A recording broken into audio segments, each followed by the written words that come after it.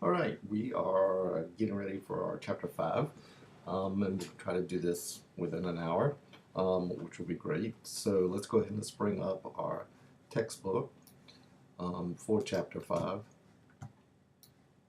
and I promise I won't talk about any syllabus stuff now. And then our PowerPoint, which you can find on the Yammer site if you need, and also make sure you have, your trusty unsweetened iced tea. So, chapter 5 is kind of a rehash in a lot of ways of a lot of things that we've done um, in special education with good solid planning, but just on the take for content literacy. And there's some things that we want to kind of get taken care of, but basically it wants you to understand and build your capacity that you can kind of design instruction so students won't be those passive learners that we talked about in chapter 1. We know that the negative um, connotations of passive learning. We also realize that sometimes students have to be passive, but it's just way too much kind of downtime where the teacher is doing most things. We want to make sure that we're building in some real activity and that they're actively engaged in that instruction. Um, Good lessons start with planning, and that they include this good, solid, explicit instruction, which most of you are well versed. We're going to put something into a BDA instructional framework, and we'll talk about that later. And then how designing these units of studies can help teachers plan a variety of instructional activities that connect literacy to learning. How do teachers create this kind of inquiry research emphasis unit within the study, which is more, in that kind of application phase rather than initial acquisition, but definitely, getting students to think, to research certain topics.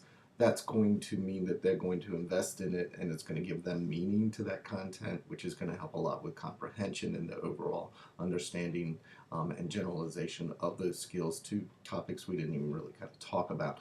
And how can teachers incorporate collaboration, cooperative groups? It's more than just circling the wagons and then the teacher check her Facebook or his Facebook status while the students are talking a little bit about the content, but mostly about whatever it is they want to talk about.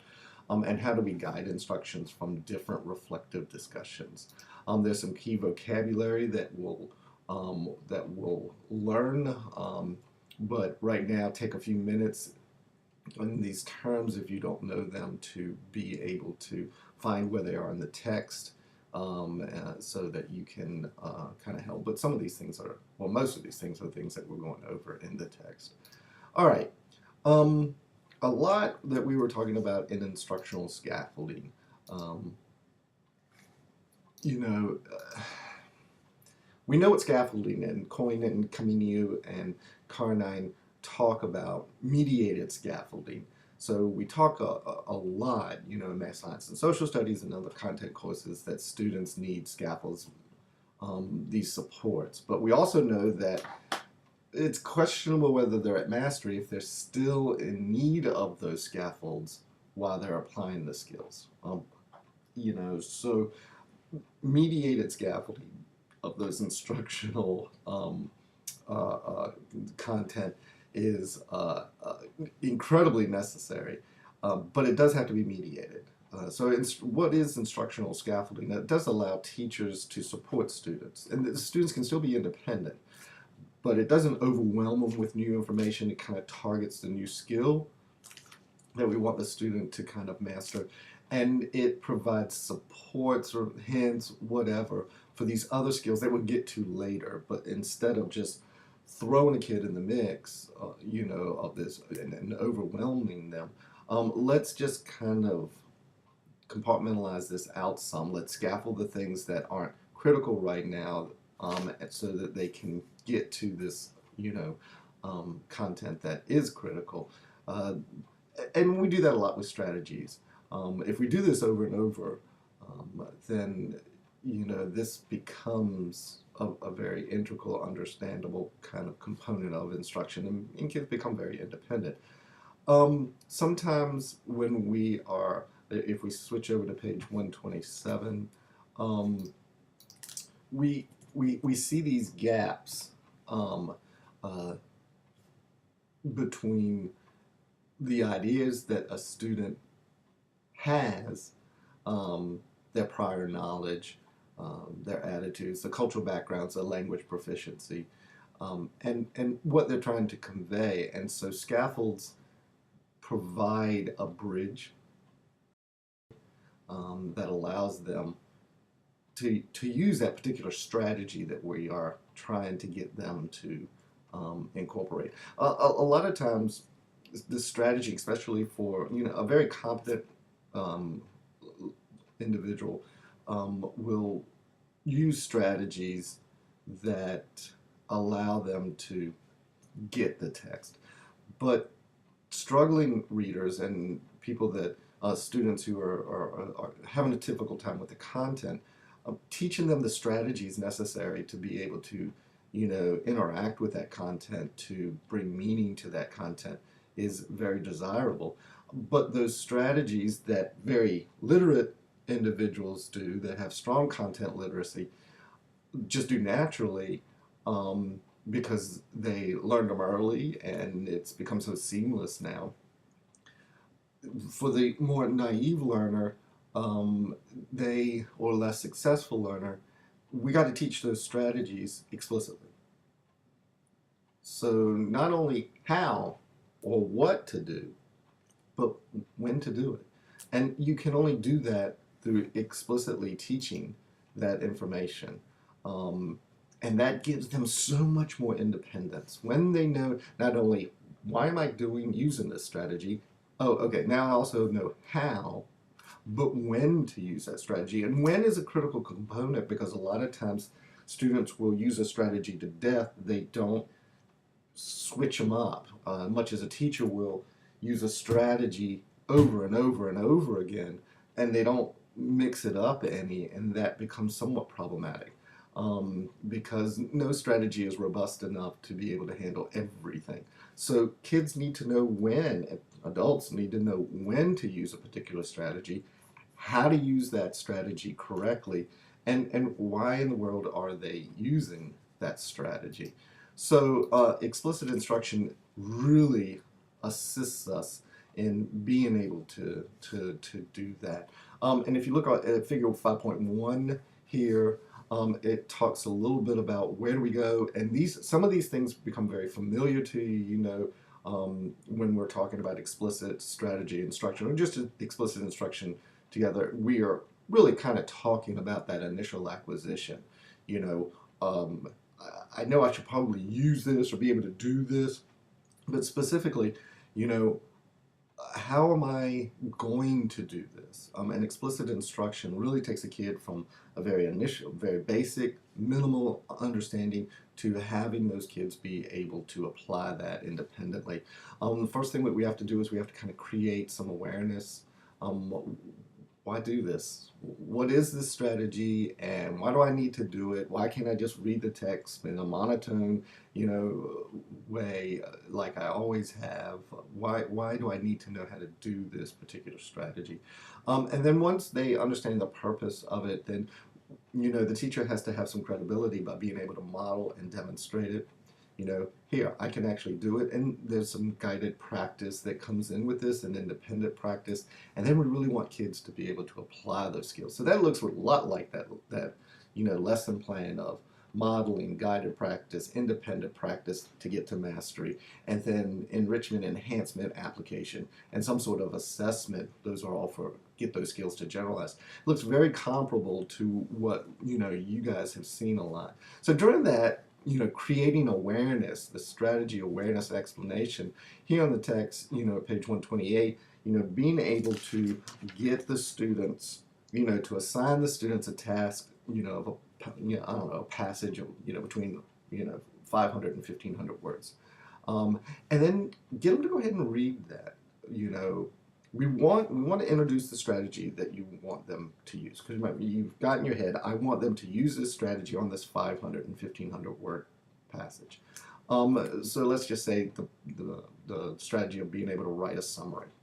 So we know that it facilitates literacy, content literacy, and comprehension to be able to summarize. Those are some of the things we've kind of talked about extensively in class already, that we are summarizing what we just read. And that takes the form of multiple steps. So you assign that, we let them know what the purpose is, that being able to summarize will help you interact with the content. If you interact with the content, then you invest in it. And when you invest in it, then it has much more meaning. So have them do that. Then watch them use that strategy. What do they do? Are they underlining stuff? Are they kind of marking notes to the side? Do they skim it to begin with, or do they just start reading? And that's pretty huge. If that kid just starts reading, blah, blah, blah, that's not going to be as an effective reader as someone who skims it, looking for kind of important parts, then goes back. What do they do when they begin constructing that summary? Is it bullets? Are they just retelling the whole story? And then you want to kind of kick back and ask the students to respond to in writing several key questions about the use of the strategy. So in your mind, this is going to be some prep work. Have your task analysis done. Clearly there'll be some variance, but this is what people who summarize, a passage effectively do. And take a look at those steps and ask them to, kind of, is this what we did? Is this what you did? Did you find it easy to do? Was it difficult? And then asking follow-up questions, because that's where you're going to get your information is, okay, why was it difficult? Why was it easy? Because just the kid that says that it was difficult doesn't necessarily mean that they didn't know how to do the strategy. Sometimes they know how to do it, they're just doing it way too much. And the person who says, oh, this was easy, doesn't mean that they had it down pat. Sometimes it was easy because they really didn't do it well. So that kind of pairing of observation, individual self-reflection, and then feedback will give you a good kind of baseline as to where these kids are with the strategy. If they all know how to do it, then move on, do something else. But if they don't, that can kind of give you an awareness of where these kids are, and it will guide your explicit instruction. So your explicit instruction, once the why, here's why we do this, the explicit instruction then now takes the turn of establishing how, and I would take a passage and I would pair it up with a PowerPoint of these are the steps that I'm actually doing. Here's how I would do it. So I'm going to use things like think alouds, okay? I'm going to do things like, what exactly am I doing that is making this strategy much more powerful? Because if I model it and I give those steps that I determined with my task analysis, then I can really get a strong, clear, give a strong, clear message to the students of how I want them to do it. Now, it's not lockstep. Initially it is. If they have no clue how to do it, then we really want those guys to model my very good example. But once they've kind of mastered it, they might go off in different directions based upon their particular, and that's perfectly okay based on their particular needs. It's perfectly okay for them to embellish, enhance, modify that strategy that you taught. Don't get so possessive that you're like, okay, you must do it my way. But, at least during initial acquisition, the PowerPoint with the strategy kind of say, okay, we're using those great think alouds, that's what we do to get our task analysis. That really kind of helps us, and it helps the student. And then we'll go jumping into, this guided practice, where, we're going to take textbooks, authentic textbooks, and we're going to content textbooks, and now let's apply this skill. And it's just more opportunities for practice, because remember, the reason why kids don't master content is we don't give them enough opportunities to practice that. And then that's when we can do some mini lessons and spot check. Here's where this kid is still having some difficulty. This group over here is rocking and rolling, so I'm going to let them go. Here I might need to teach a mini lesson, kind of help them out. But that's what guided practice is all about. Then we're going to shoot into that mastery component where the kids really have it down pat, and we get to mastery by using some more independent practice. And that's pretty, devoid of our input sometimes. We can kind of help them, but it's really where we have to hurry up and get out of the way so that the kids can, they've got it. Now, do it. So it's a very good way to teach the strategy. It's no different than teaching any content. You just want to infuse the lesson plans format that you've taught into the strategy. It is strategy, selection that is critical. Make sure that, okay, I'm going to use this strategy. This strategy is robust, summarized, and is a critical component for content literacy. It's a no-brainer. If kids can't summarize, we have some real problems. It aligns very nicely with SOL objectives and questions. They do a lot of that on the assessment, so it's a real critical skill, and that's good. But some other strategies may only have a very narrow scope and focus, and you have to kind of question whether you want to spend a great deal of time. Is that going to really help the student? But we do want a variety of strategies, as we'll talk about later in the chapter. Sometimes kids, especially our learners and exceptional learners and kids that are having some difficulty, they have very narrow, a very limited number of strategies that are very narrow in focus, and they tend to overgeneralize them, use them in situations where they're not applicable. So we have to be very careful in what we're teaching them and what strategies to use. Like I said, summary is a no-brainer. But then we also need to know what are those exact steps. There can't be any, okay, do step 1, 2, and 3, magic occurs, and then steps 4, 5, and 6 come into place. It has to be very clear, because then you're going to have in your guided practice and some independent practice, you're going to do those spot mini lessons, and you're going to be able to see through your observations where the kid is falling out. And then you can target your instruction to that individual or a small group just on those those tasks and the individual strategy. So, they're falling out on task 4, 5, and 6. So let's just do a mini reteaching lesson on those. Okay, so those strategies, application, knowing why, how, and when to use it is very important. Now, let's talk about a lesson plan. So we've got a lesson plan in science or social studies or literature or whatever. That format that vaccach and vaccach kind of go over is comparable to what you've learned, but there are some differences. But clearly, the standards is where you start. And standards are just your benchmarks, and benchmarks are really just your SOLs. So you've got your content is aligned with the SOLs.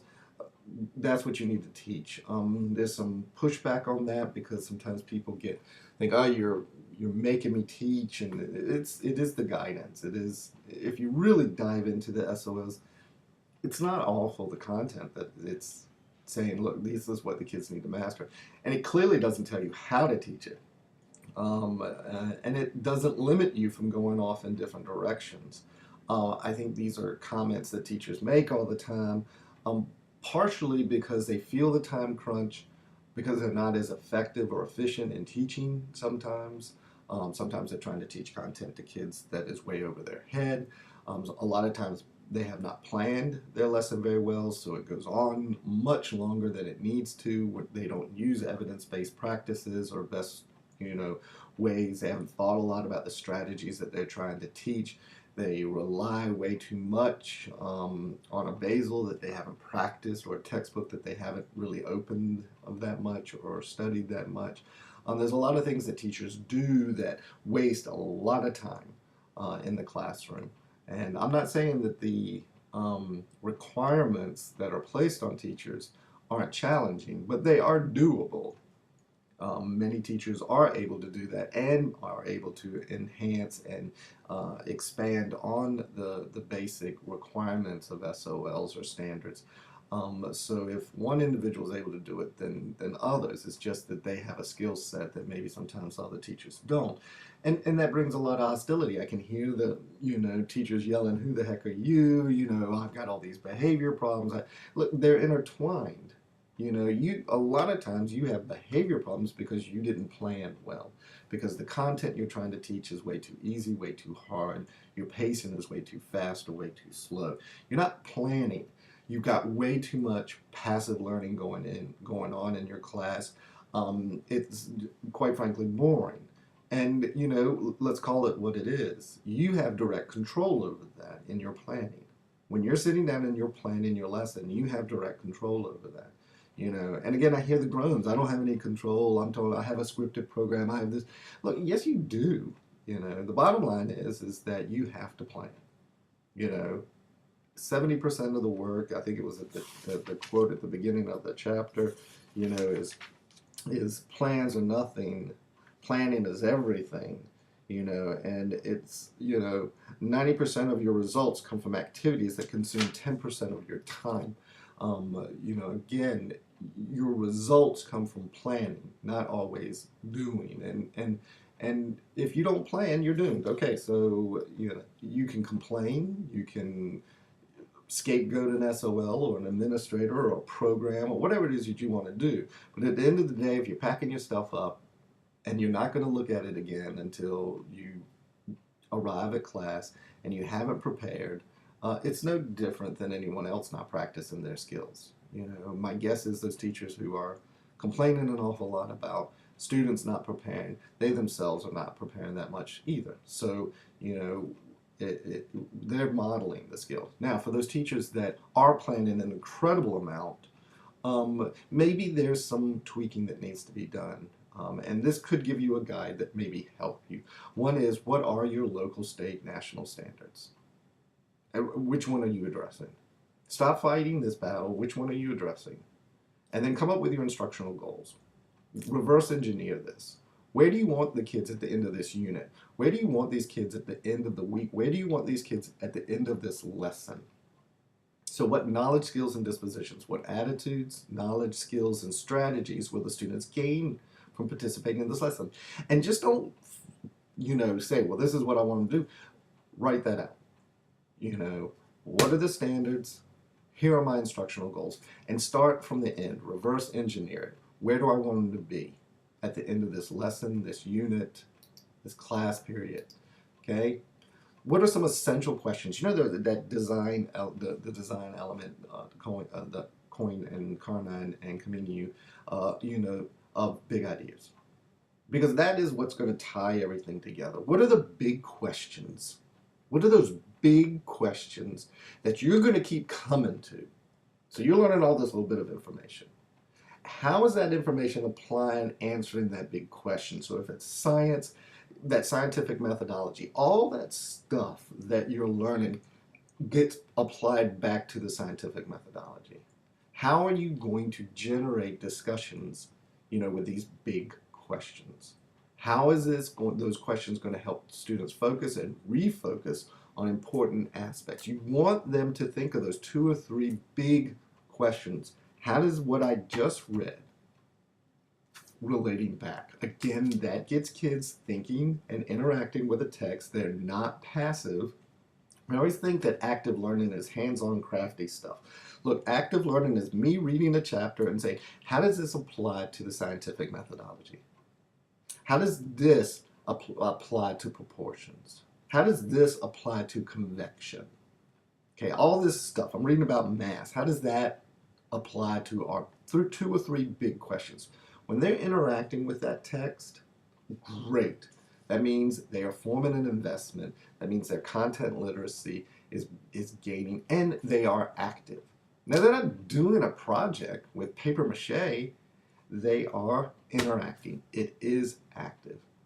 What instructional strategies and activities am I going to use? Okay, what are they going to do to facilitate? And don't make that common mistake of it has to be fun. It's going to be fun if it's meaningful, if it's active. Okay, don't do cutesy in favor of relevant. And at the end of the day, you're going to allocate a lot of time that you have, a very finite amount of time that you have, and you're going to allocate a big chunk of it to these strategies and activities. Make sure it's meaningful. Make sure that it's aligned with your goals, not just because it's fun or you saw it somewhere, but that it is actually producing quantifiable benefits, that address the goals, which ultimately address the standards.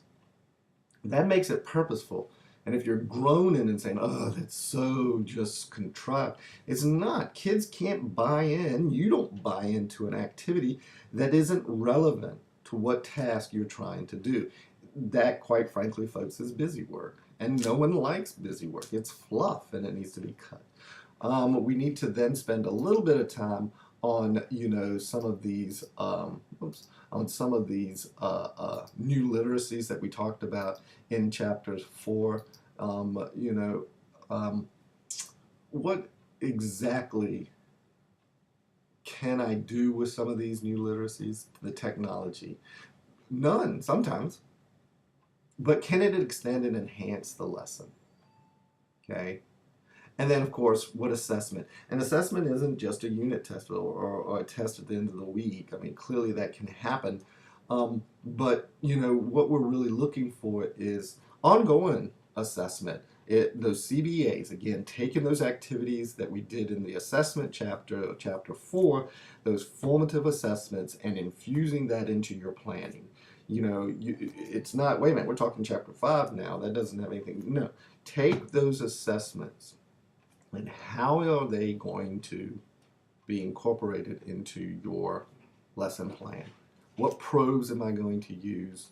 Are there within program tests that I'm going to use? Are there benchmark assessments that they're aligned with? Give some time to thinking about what assessments you're going to do. And remember, I can't stress this enough. Teachers have this mentality that it's a lesson a day till Friday and then it's a test. Okay, so 4 lessons a week and a test. 4 lessons and Friday is always test day. You have to get through this lesson. And I know sometimes you hear that you have to, look, a lesson plan doesn't necessarily have to take place in a single class. Components can. You are going to have to go back and refresh. But a lesson doesn't necessarily have to be encapsulated into a 60-minute period, 120-minute period. The BDNAs don't necessarily have to receive the same emphasis. Okay, we'll go over that a little bit more. Okay, but we want to make sure that those new literacies and that assessments are taking place.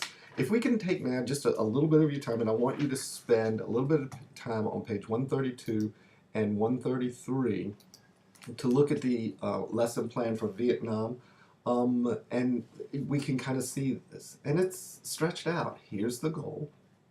Here are some of the essential questions. Who were the presidents who were involved in the United States and Vietnam? Where did that involvement lead? What was the specific role of each president? If they can get those 2 or 3 questions, in this case 3, in their head while they're reading the text, interacting, that assigns some meaning. Standards, this is kind of vague that they did here, could be used while studying the 20th century. Look, this is where you really want to align it with the particular SOL objective. Now, if you look here, it correlates with the Ohio Academic Content Standard K-12 Social Studies, but let's get that actual standard that it's addressing. And as you can see, this is pretty extensive. We're going to go into a time frame.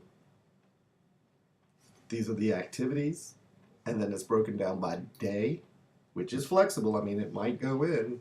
We have some assessments, and we're going to look at our rubric. Okay, and then here are some actual questions for the research probe. Okay. I like it. It's not perfect, but I do definitely like it. And this teacher, it stands a much better chance of being effective and efficient because of this 10% planning. 90% of product comes from 10% planning. Okay? So what is this BDA? So if we jump over to page 134, the BDA is what I'm going to do before, during, and after reading. On 135, you know, when we talk about the before reading, there is, when we talk about the before reading, think about it for a minute. What is the purpose of doing this reading? It's an activity, but students balk from it. You balk from it if you don't get the purpose. Why am I reading this? Why do I have to do this? So it does establish the purpose. They might not like the purpose, but at least if they understand it. By doing the before reading, you're activating that prior background knowledge, which means you must think, what background knowledge skills do they have to have? You know, and if they don't have them, then you have to question, do I need to delay this lesson, or do I need to embellish it by teaching or reteaching those background knowledge skills? Okay, and it does motivate children if they get the purpose, if they see that, okay, well, this aligns with stuff that I learned before, and now it's kind of relevant, then it definitely helps. You know, it gets me a little bit, provides me with a little bit more motivation.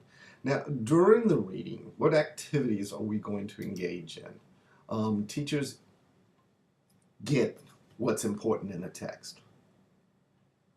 Most students don't. You know, they tend to read every passage. They tend to place the same relevance on every page as the next. Teachers know this is important and this is not. So we got to guide them a little bit. If they don't possess the skills now, a more competent student is going to skim it, look for the important parts, hone in on those important parts, and then summarize what it is they're doing. But we need to teach that strategy. So what are they going to do during reading? And you can provide them a scaffold for that. Okay, on page 136, like I'm doing right here with you guys, hone in on this. There's a lot of text on this page, and it doesn't mean you don't need to read it, but here, hone in on this. Okay, I'm going to help you with your reading. So then it is, what do we do after? Okay, so let's look. Math is one of those, kids hate reading math textbooks, or you probably hate reading math textbooks in some ways. But we want to kind of take a look at, after that reading, you know, what can we do? Or let's look right now at during the reading. So here it is, page 36. Before reading, think about the ways in which we have defined probability in class discussion. Now compare our definitions with the one in the book. Develop in your own words a definition of probability based on what you know and what you have read. And you know, if you think back on our lesson, I kind of guided you during your reading of saying, okay, here's our lesson plan. Now here's VAC format, and here's VACA's lesson plan format. There's some similarities, but there's also some differences. Okay, think about that. So this right here guides them. They got it. Page Q. Okay, I know on 237, example 2, read this slowly, and when you finish, define odds in favor. So it really hones in on what's important.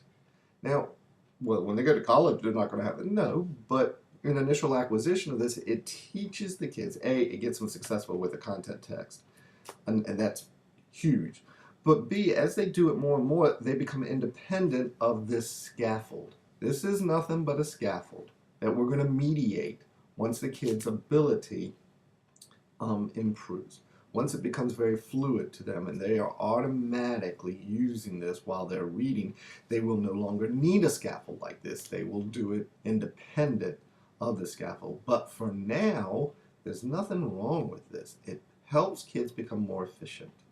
And they get motivated because they say, wow, this is taking me so much shorter amount of time, and I'm getting more from it, and I'm doing better on the tests, and I'm going to use this because my life is better, as opposed to read the book, well, my life isn't much better because it's actually worse by using the reading the book strategy because I get nothing from it and it takes a whole lot of time. So it's better for me just not to read the book, go play a game, and I'm still going to fail it, but I'm not wasting all this time. So shifting this, if I use this strategy and this scaffold that this teacher provided me, then it takes me a lot less time and I do a lot better in class and I do a lot better on the test and I feel better about my math abilities. That is win-win-win. Now, after reading, if you switch on over, my number is off a little bit there, but after reading, if we turn to page 139, here's some of those post-reading activities. Look, again, the goal of post-reading is to really get these kids active, to be able to generalize things they learn in that content into maybe previous content they had or even stuff we haven't thought of, but get them to really kind of apply. So here's a post-reading activity. A lot of times we use tests which kind of measure our comprehension of the stuff we just read, and that's okay. But we want to kind of get it more application oriented because then we can assess whether they've got the information, but also in a very applicable way. A rice farmer, a Buddhist monk, a government official, and a geographer all feel competent to speak on any of the following topics. Who's really best qualified? Okay, who is the specialist in each field? A rice farmer, Buddhist monk, government official, or geographer. Okay, the forest regions of Thailand. Life, okay, of Siddhartha. Really? The amount of rice exported each year. Okay, who? And it's not that there's not going to be overlap in discussion. Okay, we can even bring this in and say in a small group activity, you empathize. You are the rice farmer, Tom, and Yvonne, you're going to be the government official, and and Reggie, you're going to be the Buddhist monk. Okay, and you argue the point from your perspective, and then the rest of the group can kind of decide. Pretty exciting stuff. Makes it active, but you're still measuring comprehension on that. So again, if we switch on over to 140, you can see another BDA. What do we do before? We're going to introduce the text. Who has observed bees up close? What do you notice about bees that seems unique to them? So these are all kind of activating background knowledge, getting them interested, what's going on. During the reading, we're going to assign the selected text in class.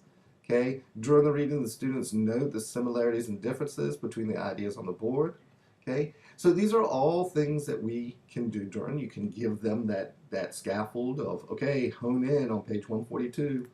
Okay, after reading, we're going to discuss the previous day's reading. Remember, it's not BDAs, don't have to be done in one day. Okay.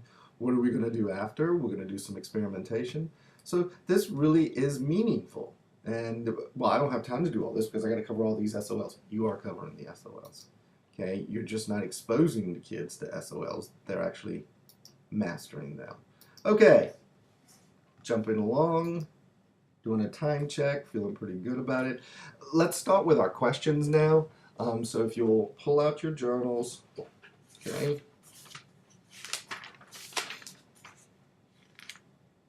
All right. And if we could zoom back to page 135.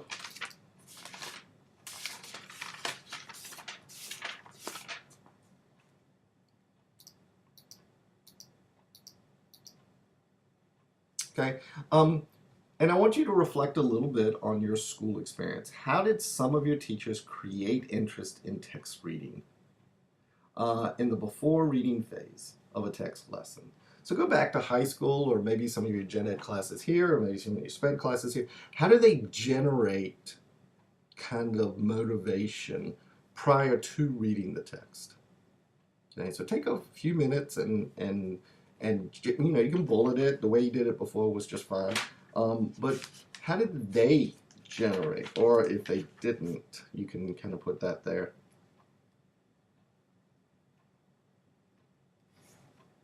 All right. Now that you're done with that one, let's skip ahead.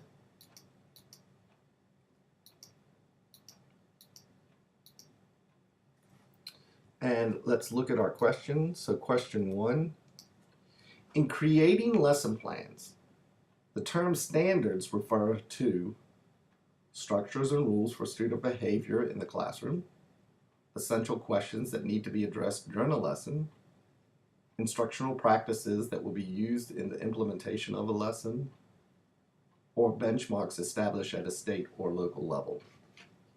Okay, a couple minutes with that. And when you're writing this, it's fine for you to put question 1, whatever your answer is. You don't have to rewrite the whole question, unless of course you want to. Okay, 2, and feel free to pause the video if you need more time. Which of the following would not be included in a comprehensive lesson plan? Instructional goals, collaborative learning provisions, instructional materials, assessment tools.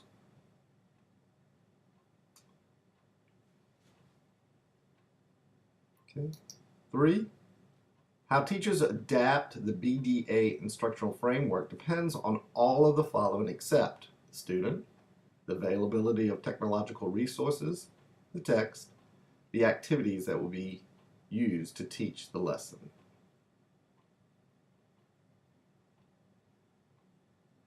Two more.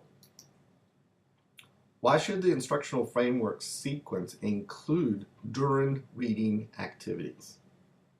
Again, why should the instructional framework sequence include during reading activities?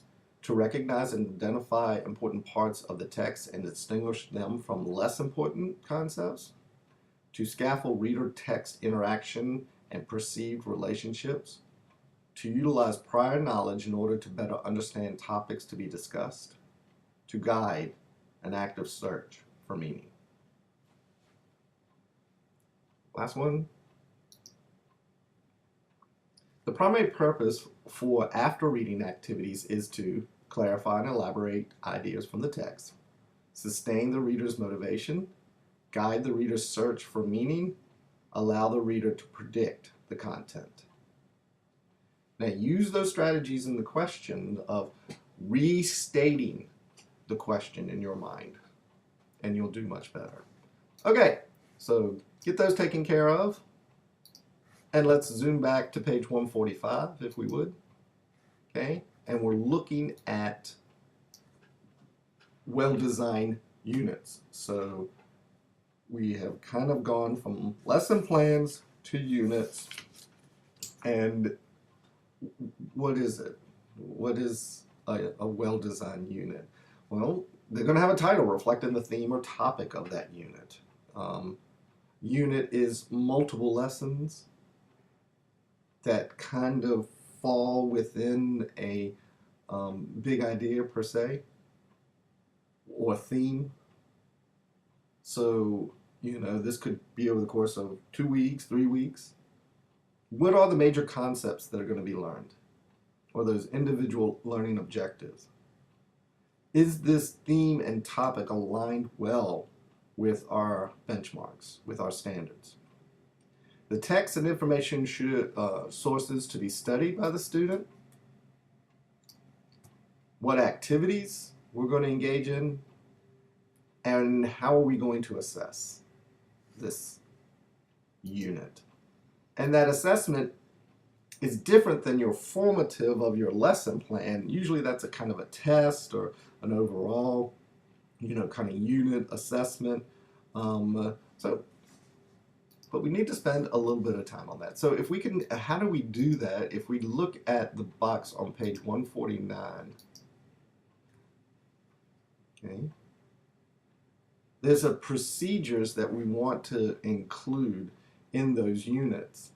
And one of those is we want to infuse guiding inquiry and research projects. So when we start thinking of these big units, we can think broader than the individual lessons. Now, again, we're going to reiterate, when we start talking about, these lesson plans, those aren't just a day or two, but the unit is much more robust. It's broader in the time that's allocated. and also the outcome is much more application oriented, whereas the lesson plans, a lot of that focus, at least at the beginning, could be on making sure they get the initial acquisition content in so that we can apply, and it's much more narrow in its scope. The unit is much more robust, much more broader, and so there's a lot of things that we can engage in, and we have to spend a little bit more time thinking on those last two phases of your lesson plan, but those enrichment enhancement activities that facilitate generalization. One way that we can do that is really how are we going to put in this kind of inquiry project or a research-based project. Part of that is to start off with raising questions that identify interest and organize information. Look, okay, we're looking at this unit of study. What are we interested in? What do we know? What do we want to know? Okay? And let's formulate some of these goals. And have the students facilitate those goals. Help them, come up with goals. As we talked in IEP, those short-term objectives should really have a lot of input from the students, especially in the older grades. But we really want here is to arouse curiosity, is grant some legitimate power by, saying, okay, let's come up with some of our goals. And where are we now? Give them an idea of where their skills are. If they don't know an answer, then that's a skill. We do this in class all the time with you guys. When you're kind of fumbling and you don't know the answer, it's because you don't know the answer. That's your present level of performance. That's your present level of knowledge. It's okay to be there. Don't fudge it. So, except this is where we are, and do we want to go to the next step? Okay? Then start asking them. So, what do you want to know? What do you want to find out? Nothing. Well, if that's their idea, if that's their attitude during this, this kind of interest generate, then just think how they're going to respond to, okay, we'll go read the book. I mean, if they can't even say, I'm interested in anything, there's pretty much guaranteeing that they're not going to read the text. So how are you going to generate that interest in the reluctant learner? Pairing it with information that they're interested in. Getting them to talk to you about, what do you want to know? Write down those questions. That is huge for kids to see the adult write down their feedback. And then get them, what do you already know about this? You'll be surprised how much they know about these topics and where they're approaching them. Just from interacting in their regular lives, they know things that are beyond the scope of the text. That is their schema. They're going to bring a wealth of things and experiences. And it might not be the perspective that you want, but they definitely, or what you are accustomed to, okay, or what you were expecting, but it has value. Okay, so now you want to organize that information and have students make predictions as to, answers to those gaps that they have. So just write them down, brainstorm it. Don't reject. Even if it's far-fetched, that is their prediction. I mean, appropriateness understood, but, don't start eliminating during that brainstorming session of possible predictions. Just get them out there. You can sort through them later. You can encourage thoughtful speculation. How do you do that? Asking follow-up questions. Tell me more about this. So, explain that a little bit more. Based on that information that we've got, that we've obtained from the students, start now going back and select some of the materials that you want to use. Some of those different literacies. Different visual materials. What books am I going to use? And they can be trade books, an encyclopedia. I don't even know if we have encyclopedias anymore, but definitely can be web-based. Magazines, newspapers, indexes, films, movies, DVDs, anything that has components. And you don't have to watch the whole thing. With DVDs and being on web, is I can take certain segments of something that pertains. I don't want to watch the whole movie, but I can take certain segments that pertain to exactly what we're talking about. There also are some non-visual materials, tapes, records, MP3s, field trips, lots of things. People also are great. Face to face, someone that is doing this stuff that we're talking about, being able to have them interview. If you look at your assignment where we're looking at programs, you're going to go interview a teacher who is actually using these programs, because that's going to help you facilitate some richer meaning from that program than just looking at the teaching manual. Let them bring in some stuff. They got some materials.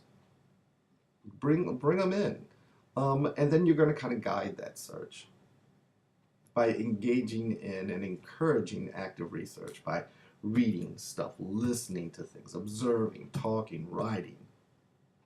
And you're going to constantly probe them and prompt them with certain questions. That's going to give you some assessment of how they're doing, how they're progressing, because you can tell a fake answer from an answer that is kids are really into it. How are you doing? Fine. Follow up. Okay, why are you doing fine? Okay. Do you have all the materials that you need? Can I help with any ideas? Can I sit down and do a mini lesson with them? Okay. At the same time, in that group, you want students to kind of keep those records. Log, and give them that scaffold of that log, that here's our plan, here's our process, here's the procedure for doing this, here's a little check-off list of things that we get to. Okay. These are all important things, but you can't do it on the fly. Oh, I should have done that. That has to be in the planning process. Okay, and it doesn't always have to be writing. Are there different ways? Are there different forms of writing that we can kind of use? Yeah, we can use the standard essays and papers, but also they can give lectures. We can use case studies. We can find a story that kind of coincides with this content that we're doing. We don't have to read the whole story, but sections of it definitely. Conversations, dialogue, YouTube videos, okay? And then we guide them through that writing process. We help them organize this information. Organization, because they're not going to do, for as bad as we plan, students plan even less. So help them, in that first draft. Lots of scaffolds, and then mediate those scaffolds, and then publish it. Some sort of class presentation, individual presentation, something. But this is this inquiry research project kind of model that if we fully utilize, we're going to feel pretty good about. Let's jump now to within that thematic unit, or within that unit, let's not call it a thematic unit, but within that unit planning, we have our lesson plans and we have our unit, and we really now we're going to use direct explicit instruction. So we're going to plan carefully, and we're going to incorporate explicit instruction, especially during initial acquisition.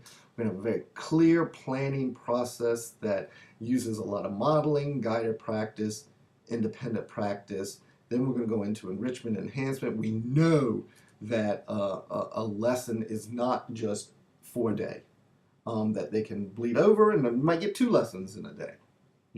It's not this Monday through Thursday lesson every day, test on Friday mentality. That is just, something that needs to go away. It's more along the lines of, what are my goals?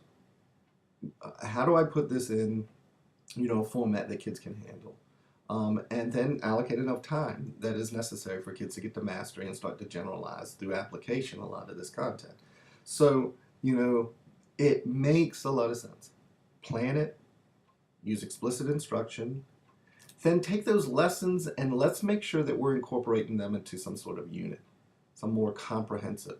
All of this is aligned with the standards. The standards are not the enemy. They are the glue that should tie a lot of our instruction together.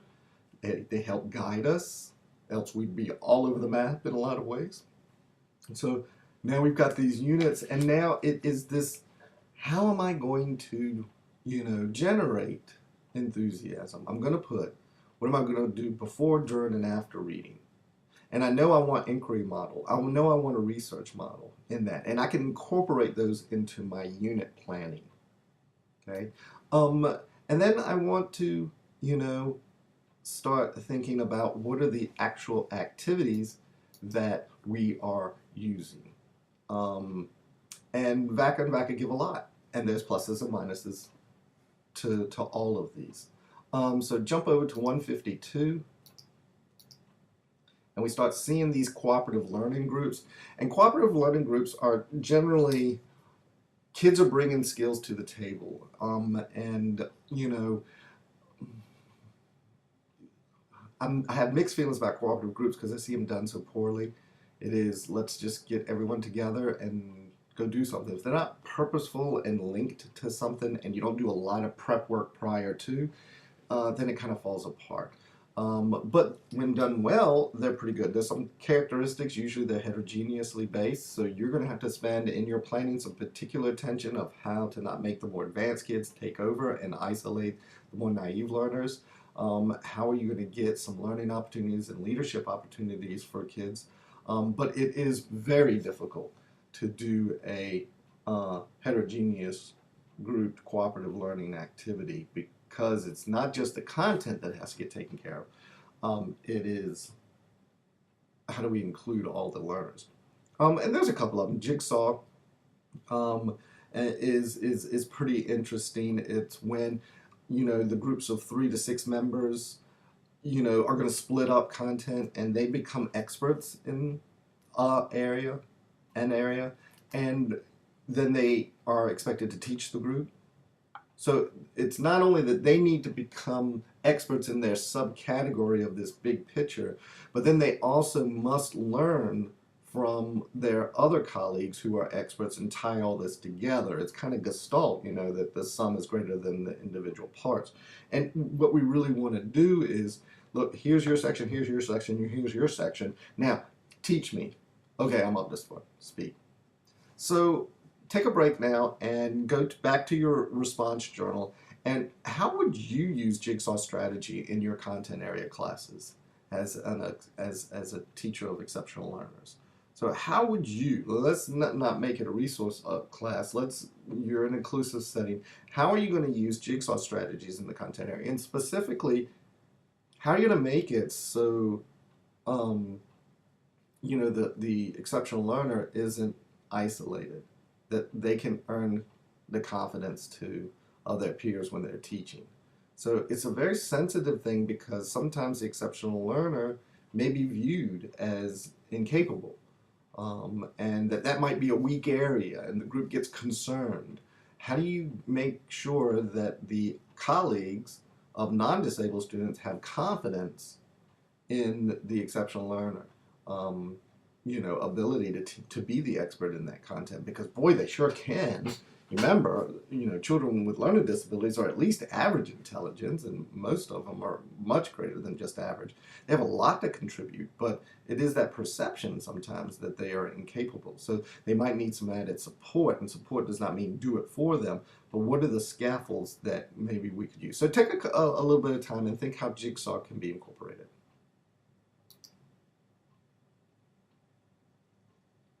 Okay, now we're back with the student teams, the stats, the student team achievement data.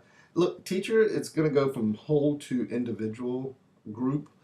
Teachers introduce a topic of study to the whole class, and they present that new information, and then it divides the class into heterogeneous 4-member groups, that have high, low, average achieving students engaged in the follow-up team. Look, the goal of this content is that they are going to present it in a whole class discussion. They want to get it so that they can present it in a whole class. They're going to problem solve. They're going to quiz one another to ensure the members know the material.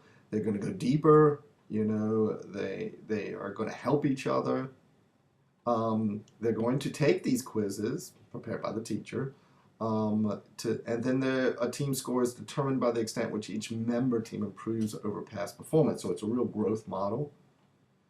Woo, that can make a lot of us nervous, right? Right. So it's like my grade is going to be contingent on the growth of my colleagues. So you're going to have some baseline and some post-test scores go in there. It's not a bad thing, but boy, you really got to plan, don't you? You really got to kind of think All right, I'm going to put this heterogeneous. How do I make sure that the lower performing kids aren't scapegoated, especially if the higher performance student's grade is somehow, you know, contingent? Now, it is a growth model, so it's not, okay, we're going to do an average of everybody's grade. It's going to be how much did we grow? So theoretically, the high performance students could be the ones bringing down the group. But how are you going to set this up? And it takes a lot of planning. And it's not something that you just throw together on the fly. It will be a disaster if you try to throw it together on the fly. And a lot of people avoid it for those reasons. I mean, I know it sounds all great to mix the abilities, but the reason why they fail a lot is because we don't plan, and we don't plan purposefully. And it is a disaster. Um, Again, learning circles, where it's again, most as you see is like 2 to 6 members, and during these learning circles they brainstorm and they predict and they solve problems through a discussion, kind of like our roundtable discussions that you have in 689. The teacher can give out a prompt. It's very involved. If you're interested more into it, Johnson and his colleagues have given like 18 steps to be able to do it. But basically, it is fairly structured. And how are we going to, you know, instead of just having a book read like Oprah, how do we specifically, use this kind of collaborative share and think process to facilitate mastery? So, that brainstorming kind of prediction and stuff really gets kids motivated and invested in the content. Group investigations are awesome. The group selects a topic that they're interested in, and through the consultation with the teacher, they go and research it, and then they report back. And again, um, they become the experts and teach the class, and rubrics can be developed as to the quality of that presentation. 511, figure 511 kind of shows that kind of process, and clearly you can kind of put a rubric together to see if these things are taken care of. But again, planning. And the big idea of this chapter is planning. Your instruction is going to fail miserably if you don't plan. Well, I have a scripted program. So, oh my gosh, you have to plan even more. This notion that you can just open up the book and just read from that's just ludicrous. And probably why teachers fall out and get resentful to some of these more systematic, explicit programs. Because they take the easy route and they don't invest in it. They don't practice it. They don't look as to where they need to go in enhancements and how they adjust their pace and those kinds of things. They just passively deliver the program, and that gets old for anybody. It's the same thing here. Group retellings, it's really kind of related to this, whatever it is that we're reading. And so if you think of that skill, which is summarizing, this is really what we're kind of talking about. So it makes sense. Okay, it makes a lot of sense to me. So, that being said, let's talk about the groups themselves. Again, we go from, okay, I need to have explicit instruction. I need to have a lesson plan that has lots of modeling, guided practice, independent practice, to get to mastery, lots and lots and lots of practice in the strategies that I expect students to use. I need to think about my lesson plan clearly, how it relates to standards, how I'm going to do the materials, and how I'm going to assess. These lesson plans have to be clearly infused and aligned very nicely to a unit that is much larger and longer in breadth and scope, that is going to be assessed maybe differently. With your lesson plans, you're going to do those nice CBAs. Maybe in a unit, it's going to be a unit test to see how well kids are generalizing.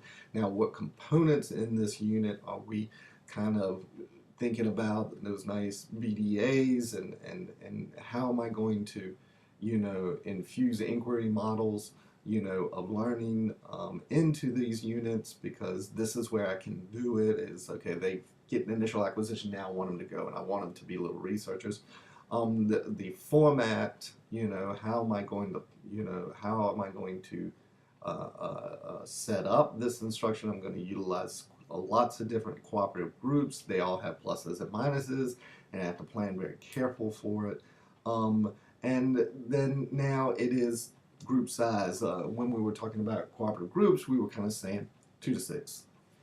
So if we jump back over to kind of group size, okay, a group should be just large enough to include all the skills necessary to solve a problem. Okay, so can I have a number, please? 2 to 6. That's about the size that we need. And I'm a big advocate of homogeneous grouping for initial acquisition.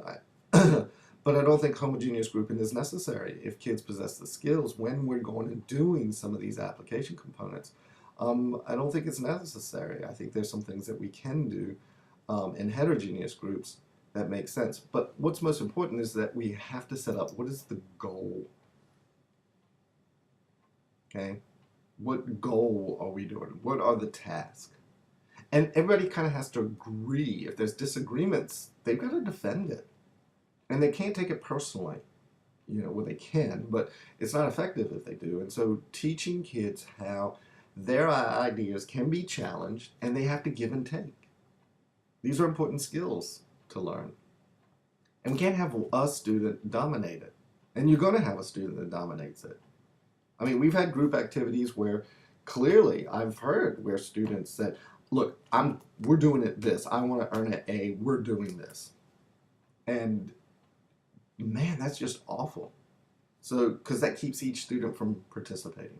So you might have to get in there. Again, if you're over there checking out Facebook doing the cooperative groups, you're going to miss all of that. You got to get them in there and foster, this independence. Okay? So, okay, what is this positive interdependence? Okay, well, we reward when they engage in those activities that are independent of us. Here's how they earn their grade. The teacher is going to observe each member. Well, let's just go back to this response journal. What's your reaction to this point system we're getting ready to kind of go over? So it's designed to create positive interdependence. Okay? The teacher observes each member of the group and monitors the use of the desired discussion behaviors. Okay? So we're going to do active listening. That's what we're really working on. That we listen to what that person is saying, and then our response is a follow-up, a question. So we've taught that strategy explicitly, okay, using modeling, got my PowerPoint, I've got this strategy, I've got this example of active listening, I've got examples and non-examples going of active listening. We role play it, and I provide a lot of guided practice, and then we do some independent practice on some other assignments where there's some information. And now we're going to apply it. I'm not just going to throw them in and say, oh, by the way, you need to use active listening. I'm going to teach, that strategy explicitly. And the teacher now, once they've gotten to that mastery, they just observe to see if they're that particular desired behavior. On Friday, each group earns a color reward worth a given number of points. Green, 1, blue, 2, black, 3, red, 4. The color the group earns was based on how well they performed in their criteria. Here's what I expect to see in active listening. I expect you to summarize. I expect you to ask follow-up questions. Okay? Each member of the group receives the color and the points that went with it, and the whole group earned. Therefore, if only 1 or 2 members of the group did not use the appropriate discussion of behavior, the entire group got a lower award. Okay? The color for each student in the class was moved on this kind of incentive chart. Each week, the small group changed composition by just randomly assigning them. The points attached to the color added up over the weeks. When the unit was complete, so many points resulted in a performance grade of A, B, C, or D. So, what do you think? So each Monday, they're randomly assigned, and they went to it, and they took a look at the skills that they were supposed to do, and they were graded accordingly. And even though it's individual points that are contingent on the group, they kept their individual points. In your journal, how do you feel about that? And focus this in the notion of, here's the expected outcome, here's unanticipated consequences. So again, here's what I expect to come from a point system like that, pluses and maybe minuses. And here's a couple unanticipated consequences. So go ahead and do that now. All right, now that you finished that, the last thing that we're going to talk about today is within those groups, how do we divide it up? Because I know a lot of you, when we say cooperative group, you're like, oh, because I always have to do all the work, or this person doesn't do as much work. You know, assigning roles is kind of critical. Now, I generally don't assign roles at a college level because I want you guys to assign your own roles. But clearly, I've gone in when one person was dominating, or one person was sitting back and not doing much, or a group was kind of suffering, and I've assigned roles. But definitely at elementary, middle, and high school, we probably need these, and they should rotate. So who's the leader? Who's the reader? Who's the recorder? Who's the checker? And who's the encourager? So reflect for a minute, and what role do you naturally gravitate? Do you lead? Are you always the one that, you know, kind of picks up, not mention any names, the writing aspects for the group? Definitely not mention any names, but I think she has a pink cover to her iPad. You know, but you know, what is your natural role? Writer, recorder, checker, encourager, leader? And what would happen if you switch those roles? Because you'll need to be proficient in every aspect. All right, so that's chapter 5. We're going to do our last 5 questions now, questions 6 through 10. So let's pick up your paper and let's bring those back in. So you should have a few journal entries and your question 6. In planning a unit study, content analysis refers to the text sources to be used in the unit study, the major concept that students should learn from the unit, the way in which the unit will be assessed, the instructional activities used to teach the unit. Content analysis is best described as the reader's response to the content being studied, the concept that students are intended to understand from a unit of study, the concept that students understand at the completion of a unit of study, the method by which students are asked to study the content of a unit. Okay, content analysis. Question 8, jigsaw learning is an example of an instructional resource, an assessment tool, a cooperative learning strategy, a lesson plan format. 2 more. If a teacher wanted to arrange cooperative learning groups so that each student in the group was responsible for investigating a subtopic of the central topic, the best learning group to use would be a jigsaw group, a learning circle, a STAD group, an investigative group. And our last question, positive interdependence in cooperative learning groups can be supported by which of the following?